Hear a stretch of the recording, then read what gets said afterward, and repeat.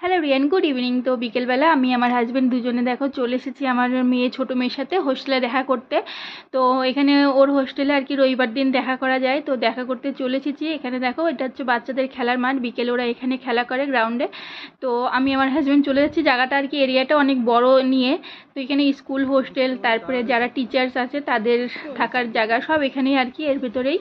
তো এই যে দুজনে আমি আমার হাজব্যান্ড চলে আসছি, আর রবিবার দিন আর কি সবার বাচ্চাদের প্যারেন্টসের এসে দেখা করতে পারে। তো এই যে চলে এসেছি দেখা করতে। এই যে দেখো চারিদিকে স্কুল সব কিছুই আর কি এই ভিতরেই আছে এক জায়গায় আর কি। তো এই যে চলে এসেছি ওর হাউসে।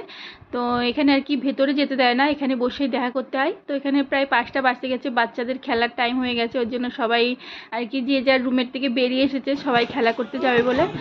তো এই যে সবাই বসে আছে, আমার মেয়েকে এই যে মানে আর কি ইনি সব কিছু দেখাশোনা করে, দৃষ্টিকে ডাক দিয়ে দিচ্ছে।